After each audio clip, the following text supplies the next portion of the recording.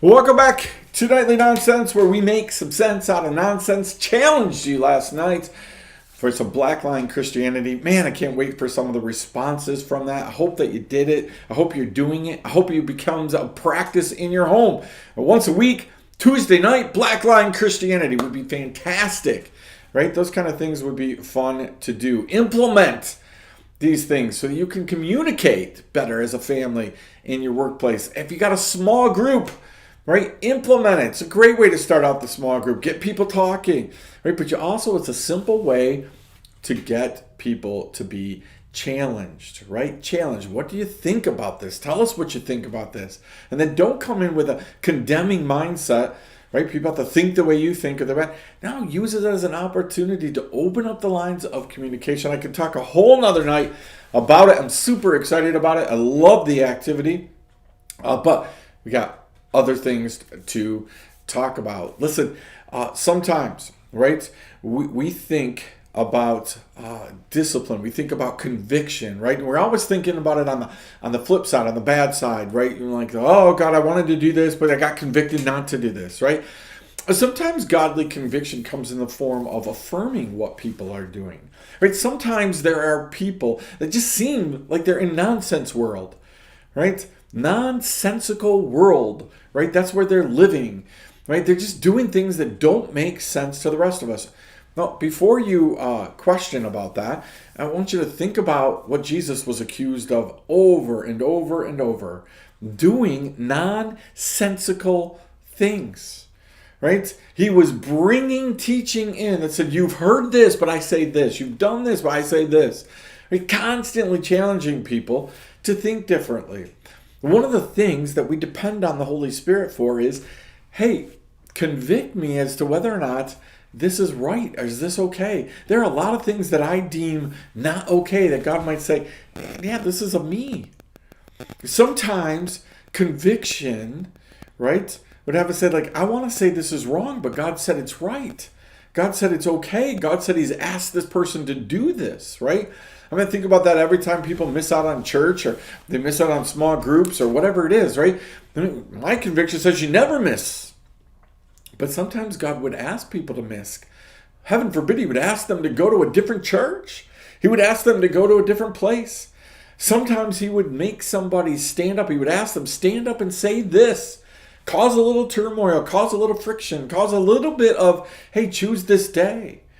Sometimes he might implement some blackline Christianity into some of our moments, right? Sometimes God is going to ask people to do crazy things, and you aren't going to know why. But if you pray about it, you might know that it's from God. God doesn't have to tell you anything. Doesn't have to share anything with you. Doesn't have to fill you in on any details about anybody. But God will tell you whether or not this is of God or not of God, right? So sometimes we look at a situation and we want to be tempted to go with the crowd, and God convicts us and said, yeah, no, that's not right. But sometimes we want to go with the crowd, start throwing stones, and God says, yeah, no, that is right. What they are doing is right. I have called them to do it this way. A lot of things that make me go, huh, right? There's a lot of things that make me go, huh, in life.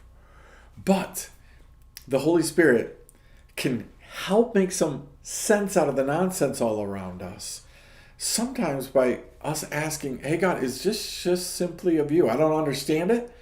I probably will never understand it. But is this of you? Right? We need to make some sense out of things. We need to be able to say to people, I don't get it, but God does. This makes sense to God. And I'm sure, I've asked God, did these people, are they doing wrong things? And the answer that God keeps convicting me with is no. No, they didn't do anything wrong. It made perfect sense to Job's friends that he had done something wrong. Job kept declaring his innocence. No, I haven't done anything wrong. No, I haven't done anything wrong. The crowd wanted him to curse God and die. The crowd wanted him to admit that he'd done something wrong.